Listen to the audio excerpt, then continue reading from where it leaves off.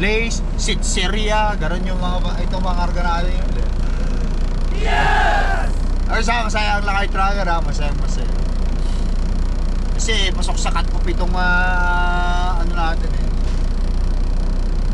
Makakauwi tayo, tapos lalarga ulit tayo. Yes!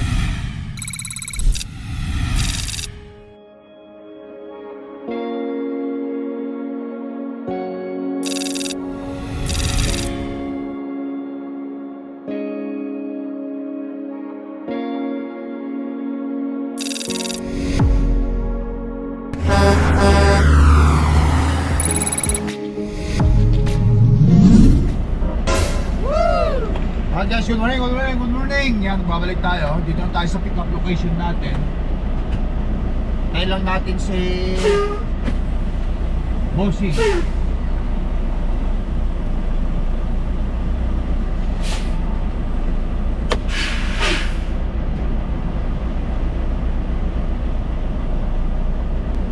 How are you? Doing good. Tayo natin para marinig natin. Nagsisigawan. Pick up or delivery? Picking up. Picking up, what's the pickup number? Alright.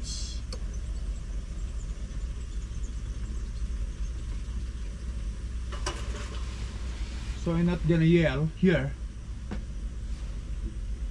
Okay, thank you. And is it for Lego or Smokers?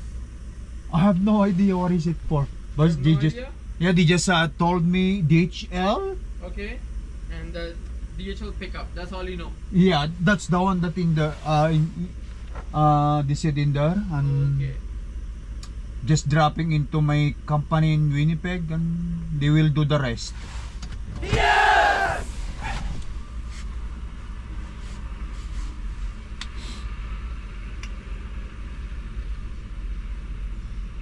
What time you guys open? 6 o'clock. Oh, you guys open at 6 o'clock. I thought you open at 7. I must be supposed to be come here early. Oh no, don't come early, man. Come on time. Oh, okay. Why? But I don't wanna deal. Cause early there's a different appointments. Oh, okay. Yeah. If it's not scheduled, then probably that's how they did it. Oh, okay. But and also you can come 1 hour early. Okay, Yeah, sure. always, yeah. But only 1 hour early. Oh, yeah. Not too early. Not too early, not Yeah. like 5 hour early. Hey, that's because there's no place. Yeah, I think you can park at the side over there, but you cannot get inside, right? Yeah. Okay. You would be able to park and take a nap. I will let you park and take a nap. Oh, yeah. But they won't load or unload to you. Okay. Okay, so I think let's see. Perfect. It is until 9 o'clock, so most likely it's not DHL. Oh, is it? Then they both are DHL. There's two DHL. There's one DHL Smuckers. There's the DHL Lego. That's why I Oh. always come here. You ask which DHL is it, Oh, okay. Yeah. That's the thing. and your company name is Turk. Yes, sir. Security to Lego. Yes, go ahead. Turk is here for pickup. Turk Enterprises. Can you confirm that they have a pickup for Lego and not Smuckers? Thank you. Can I have the PO? yeah PO again? Let me double check. Yeah. So, okay, probably I think Here. probably I got it. Oh no, I think you're good. 2066581. That's the PO, right? Yeah, yes. Yeah, 2066581. Oh, you're at the 8 o'clock guy. You're too early. You're the 8 o'clock guy who came at 7 o'clock. I still serve you, no problem. You got it? I got it. Okay, thank you, my friend. What's your phone number? 204? 204 Yeah. 0196. Yeah. I will only call you if you're in trouble. Oh, yeah. Hopefully you're not going to call me. Okay, so what's the trailer number? 1462? 1462. 1462. Okay, I think these are all the information I needed. Oh, yeah. Okay. Huh? Good luck. What is it? You just park at the corner, straight. Okay. Okay, and with the four-way signs on, fill this and go inside the door where it says shipping and receiving. Oh, this one here? Yeah. Okay, You fill just it up park in and this- Go inside, yeah. Park in this side for now, line up and Yeah, then go just, there. just pick up at the side for temporary. Okay. Four-way sign, you go inside and then they will tell you which bay to park. Which door? Okay. Yeah, they will tell you later once you go inside. Okay, thank you. Fill this out pa. Okay.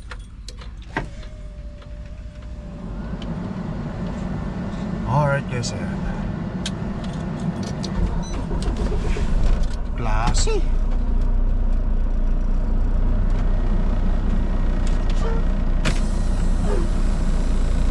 Ganda.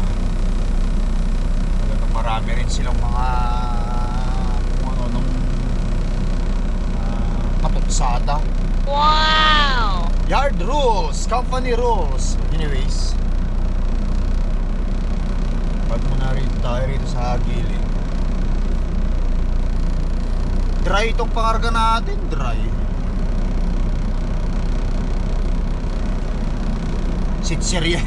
Sitseria yata eh, parang ganon. Lace yata, prito string. Lace, sitseria, ganon yung mga itong pangarga natin yun. Yes! Ay, masaya ang lakay tracker ha, masaya. Kasi pasok sa cut-off itong ano natin eh. Makakauwi tayo, tapos lalarga ulit tayo. Wag lang ako rito. Okay. Sabay fill upan natin. Ano ba itong mga sinasabi rin eh?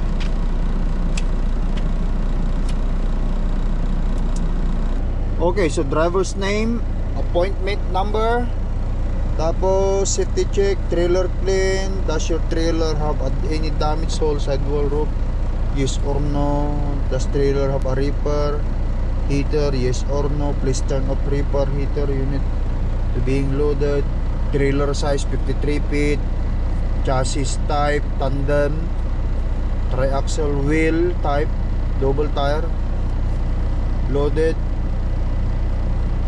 time out, carrier, driver. Alright, yan, pilapan ko lang ito guys. Saglit lang, just baba tayo. Yes! Alright, extra. Ito lang yung best, oh. Guys tayo. Guys tayo. Masayang na rin ako ng kanin ko. Tama-tama. Habang nag-unload tayo, nakaluto na ako. Let's go.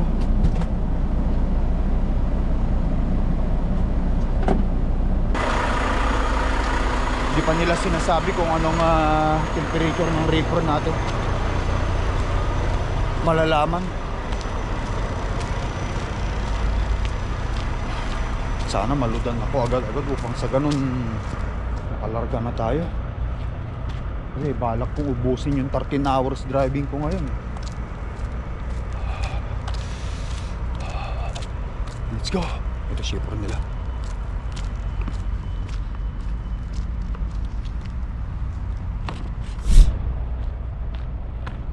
Guys, door 143 daw.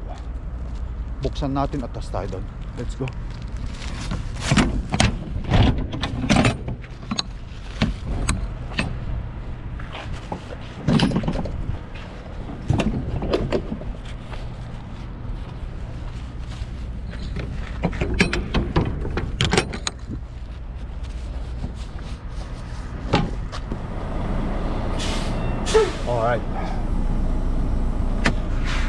Alright guys, ayan. Cooler inside, out of the sun. Today, tirahin na natin yung responsibilidad natin sa ating sarili. Back, tsaka bicep combination na yan. A ladder propped up inside the tiny room. Light spilled through an open trapdoor at the top of the ladder. It led up into the bell tower. Wait there, I'll be right down.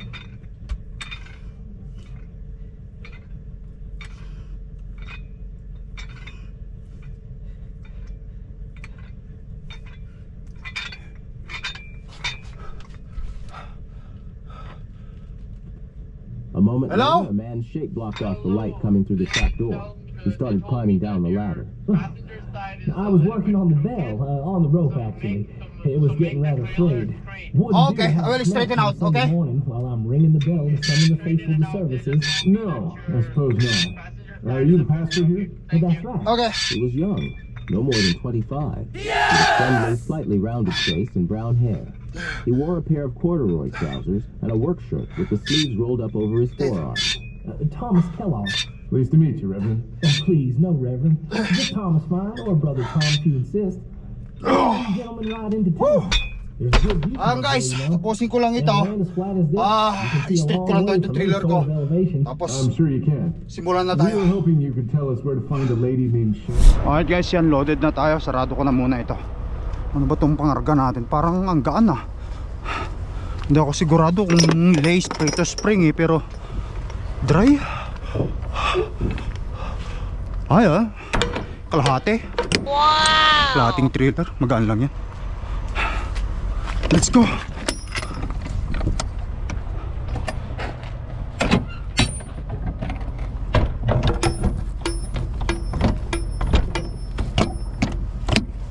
Tara, para makauwi na tayo.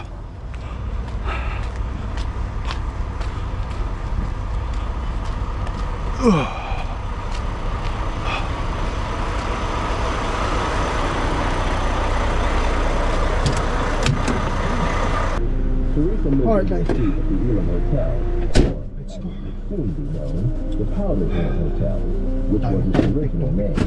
She would stay there until the damage done to her house could be repaired. The children would stay with the various families that had Yung guard daw magbibigay ng aking papeles guys. Ano ka?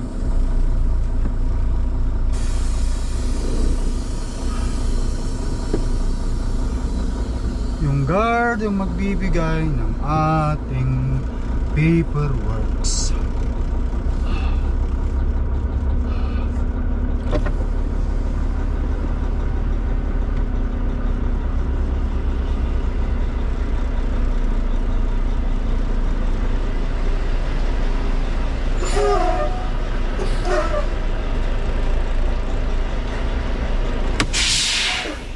How are you? Yeah. Okay, I just have to see that. What? You already went inside to sign the papers, right? After the road? Yeah.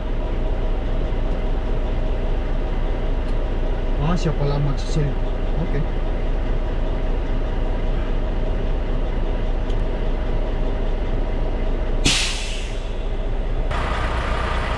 Ayun na ng guard.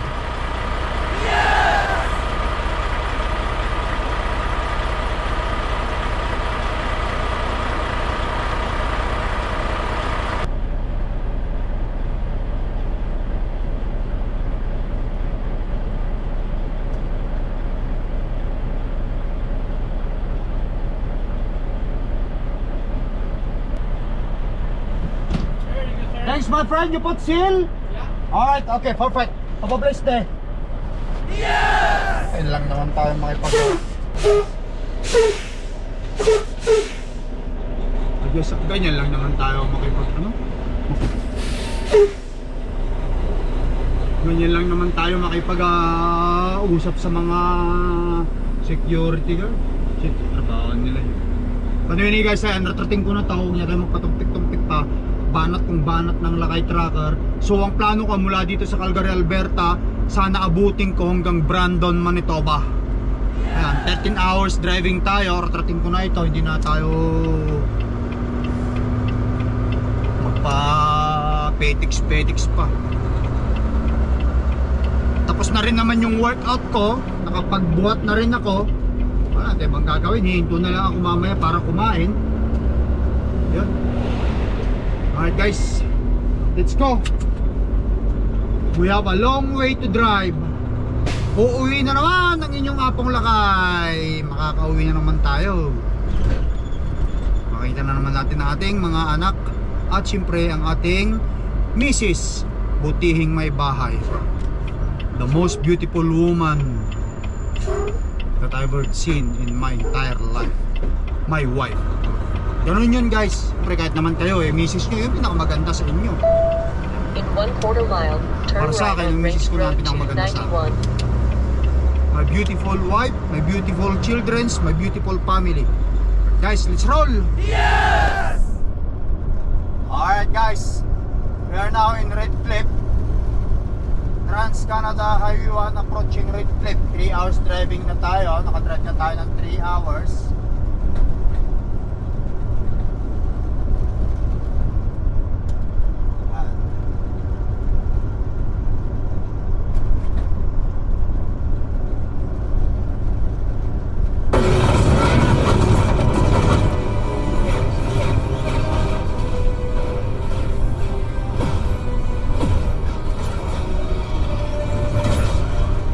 Enjoy watching, home time ulit. Enjoy driving, home time tayo ulit.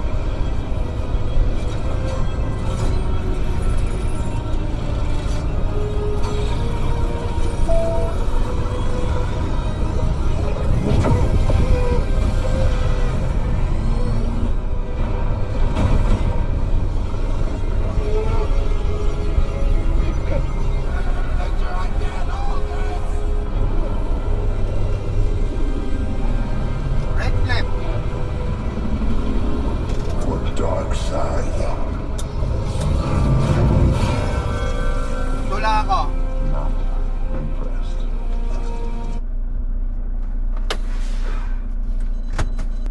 Alright guys, yan. Kakain lang muna tayo. Nakadrive na tayo ng 3 oras eh. Kaya oras naman para kumain. Ito.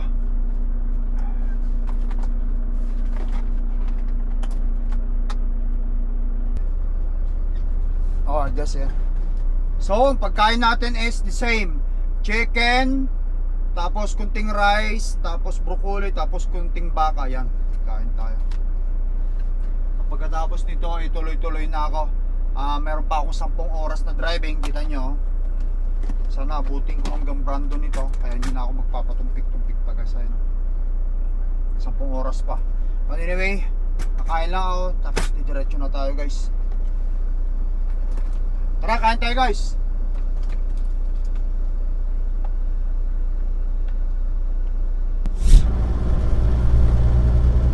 Alright guys, yan, dire-diretso na tayo. Sagad-sagarin ko na to. Sigurado matatapos pa rin tayo ng gabi nito. Wala tayong magagawa.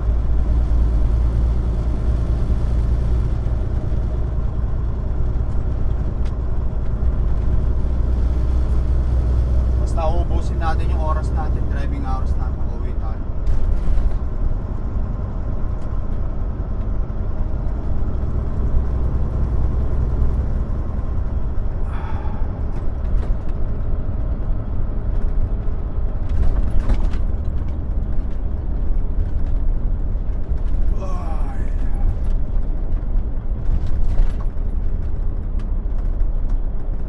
Isang ikot, bahay ulit, ayos to. Kalalabas ko lang ng ano guys, mga anong araw ko lumabas.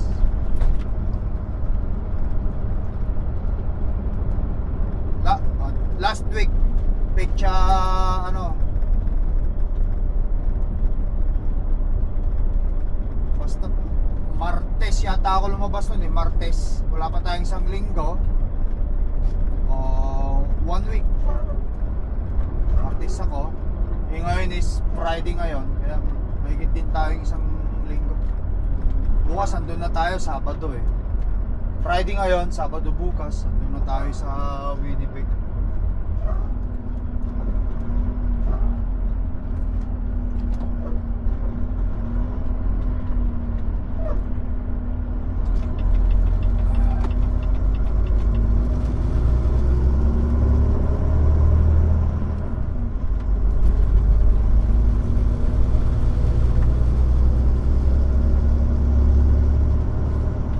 Bigat siguro na hinihila niya.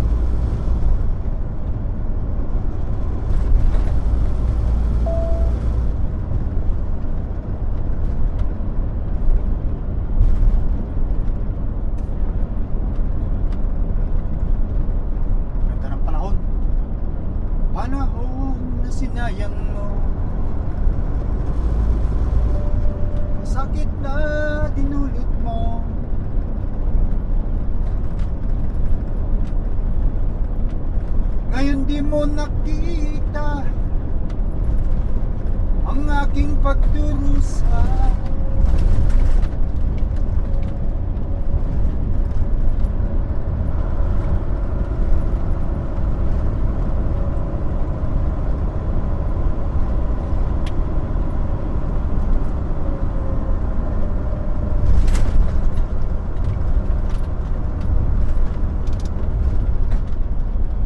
Guys, diretso lang tayo.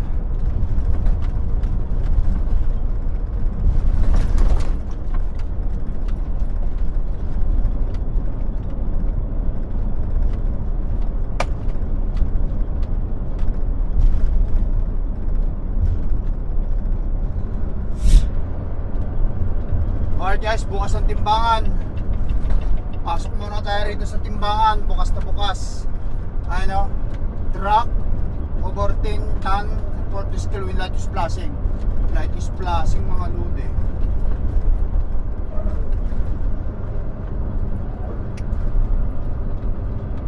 Sana hindi tayo tinggahin o ma-pull over para hindi na ako mabalak.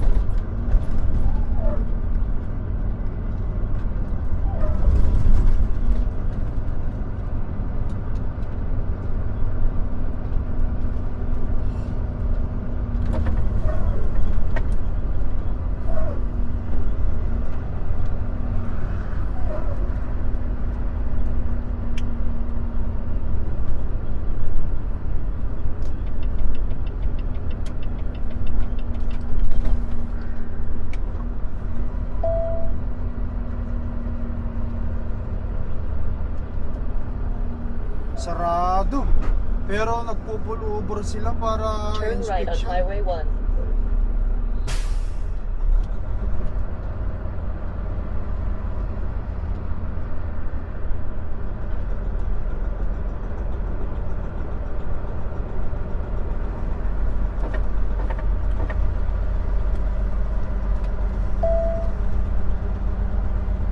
Alright guys,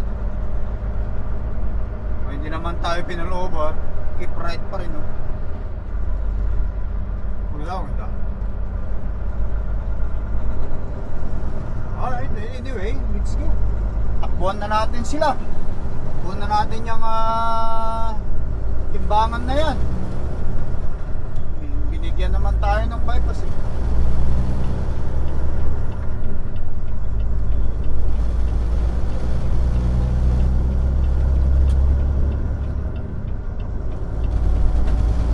Mukhang pinal-over yung isa. Mukhang pinal-over. Continue on Highway 1. Oo, pinal-over. Alright, but anyway, trabaho na ng mga DOT yan.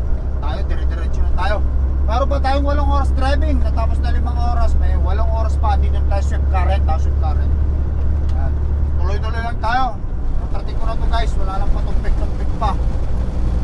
Yes! Alright guys, ayan, dito na tayo sa mismong city center ng Swift Current. Meron pa akong 8 oras driving. I don't know where I'm gonna be with my 8 hours driving, pero hopefully lagpasan ko kahit Brandon or sa Brandon, depende kapag madilim na, hihinto na ako. So ngayon hindi na ako hihinto, dire-diretsuhin ko na to kasi ang ganda pa ng climate at saka isa pa hindi mahangin, kaya tuloy-tuloy na natin to, hindi na tayo hihinto kung hindi necessary. Hindi pa naman ako naiihi, hindi naman ako nawa-washroom, kaya ito sasamantalahin ko para sa garon makalayo tayo at makauwi tayo ng bahay. I'm sure bukas na bukas, umagang-umaga, nasa third yard na tayo. Yun guys, putuloy ko na vlog ko guys. Maraming salamat sa panonood nyo sa simpleng video vlog ng Lakay Tracker at sa pagsuporta nyo sa pagiging owner operator ko. Sa mga nagdarasal sa akin na sana mabayaran ko yung truck ko, maraming salamat talaga. Ayan, pinapakita ko sa inyo ang buhay ng owner operator dito, truck driver, owner operator dito sa Canada. Yung mga taong galit sa akin, ayaw sa akin at naiinis sila dahil malapit ko nang mabayaran yung truck ko, abay pasensya na lang kayo. Ang masasabi ko lang is peace na lang tayo, kasi ako is naghanap buhay lang para sa family ko. If you hate me dahil malapit na akong o kahit papano dahil sa hirap ng buhay, eh nakakayanan ko mabayaran ng truck ko kahit ang daming aberya, nakakasurvive ako just because nagdarasal ako kay Lord at hindi ako masyadong nagpapaka-stress, at higit sa lahat nagiging masaya ako kahit ano pang outcome ang kalalabasan. Alright guys, but anyway, thank you for watching. Peace out na lang sa mga galit sa akin. Ingat kayo lagi. God bless us all. Bye bye.